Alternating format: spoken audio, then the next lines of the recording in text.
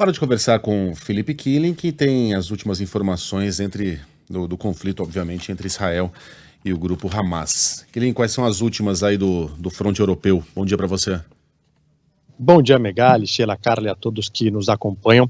Israel afirmou que toda a área ali da fronteira entre o país e a faixa de Gaza está sob controle, que a cerca que foi danificada pelos integrantes do Hamas para fazer o ataque no sábado já foi reparada e existe, claro, uma grande concentração de tropas ali na região e, é claro, o medo de uma incursão terrestre, porque isso iria significar mais mortos e feridos de ambos os lados. A Palestina é uma pequena faixa de terra, onde mais de 2 milhões de pessoas vivem, ruelas, vários pontos de emboscadas. O Egito teria avisado Israel 10 dias antes do ataque que algo grande estava para acontecer. Um oficial do país deu essa informação que o ministro da inteligência ligou para Benjamin Netanyahu, que é o premier israelense, e afirmou que algo estava para acontecer. Lembrando que o Egito faz fronteira com Israel e também com a faixa de Gaza, é uma fronteira bem pequena com a faixa de Gaza, mas segundo esse oficial, Benjamin Netanyahu não deu muita atenção e se mostrou mais preocupado com a escalada da tensão na Cisjordânia, que é território palestino. O Hezbollah fez alguns ataques pontuais ao norte, o Hezbollah atua a partir do Líbano, e existe uma grande preocupação da comunidade internacional de que essa guerra possa se espalhar, destabilizar todo o Oriente Médio, com consequências profundas para o mundo. Hoje mais cedo, o líder supremo do Irã fez um pronunciamento na TV, negou qualquer envolvimento, lembrando que o Irã, ele financia o Hamas, apoia também o Hezbollah, e muita gente chegou a apontar o dedo, falando que o governo de Teherã estava por trás desse ataque. Ele negou essa informação, mas disse que beija as mãos das pessoas que fizeram esse ataque, criticando a postura de Israel contra o povo palestino.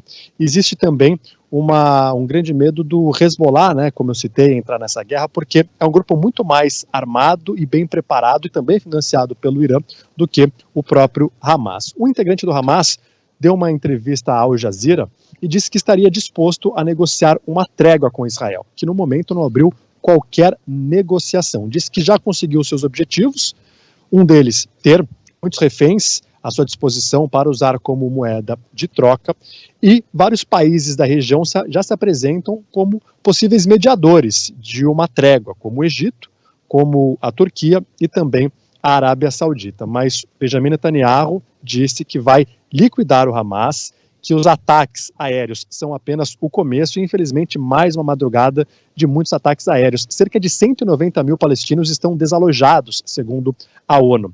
O governo israelense pediu para essas pessoas abandonarem a região, mas eles não têm como abandonar. A fronteira com o Egito está praticamente fechada. Cerca de 400 pessoas conseguem passar por dia, mas é um processo extremamente rigoroso. A gente acompanha, mais uma vez, a morte de civis, pessoas que não têm nada a ver com essa disputa religiosa e territorial. O Killing, geralmente tempos de guerra são tempos em que a população se une, né, em torno do líder, do chefe de Estado, aquele momento. Tem até um filme ótimo chamado Mera Coincidência, com o Robert De Niro e o Dustin Hoffman, em que o Dustin Hoffman faz o papel de um marqueteiro político que é contratado por esse assessor do governo americano, que é o De Niro, para criar uma guerra em estúdio, porque tem um escândalo rolando lá na Casa Branca, o presidente precisa de popularidade, então vamos inventar um país fictício e criar uma guerra fictícia em estúdio, com personagens, atores, figurantes.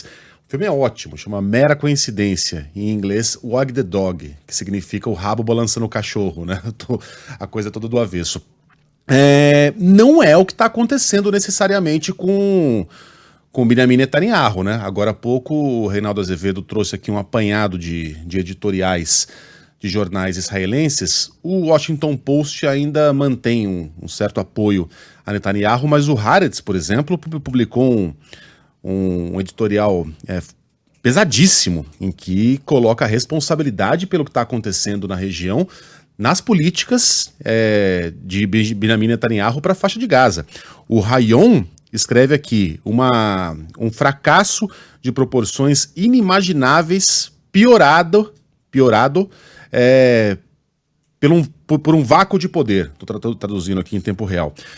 Como é que estão as repercussões políticas aí na Europa? O que está sendo dito a respeito de Benjamin Netanyahu? Eu queria só também chamar o Killing aqui, porque ele veio trazendo ao longo dos últimos tempos todo esse processo da população de Israel de ir às ruas para protestar contra Benjamin Netanyahu e contra aquela reforma do judiciário proposta por ele. O Megali citou aqui esses dias de tentativa, né? Era um golpe. E a população, desde o início do ano, estava indo para as ruas contra Benjamin Netanyahu. Então, um momento em que ele não tinha apoio, inclusive interno, contestado pela própria população de Israel, né, Killing?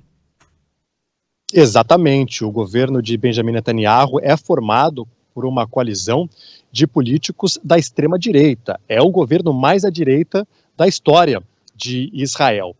Aconteceram algumas eleições em que não tinha uma liderança clara, mas Benjamin Netanyahu, um político muito bem articulado, conseguiu formar uma maioria, ter essa ala extremamente conservadora, à extrema-direita, fez também essa sinalização para fazer uma grande reforma do judiciário, começou a tomar atitudes, e lembrando que ele, por exemplo, é investigado por corrupção. E aconteceram diversos protestos em Israel contra essa reforma. Os Estados Unidos, aliados de Israel, também condenaram essa reforma que iria afastar Israel da democracia. E o Benjamin Netanyahu, ele sempre se mostrou um político linha dura, que era capaz de garantir a segurança de Israel. E aí, num grave erro, em que Israel não conseguiu detectar o Hamas empilhando foguetes, fazendo uma grande movimentação e organização, e essa informação de que o Egito teria avisado Israel não ter dado muita bola, só coloca mais pressão. O que muitos analistas falam por aqui, que nesse momento de guerra, o Benjamin Netanyahu não vai cair, mas que é pouco provável que esse governo permaneça no poder depois que essa guerra acabar, porque já enfrentava muitos questionamentos e essa grande falha de segurança que resultou nessa tragédia, para muitos, cai na conta de Benjamin Netanyahu. Killing, bom trabalho para você, até a próxima. Valeu, até mais.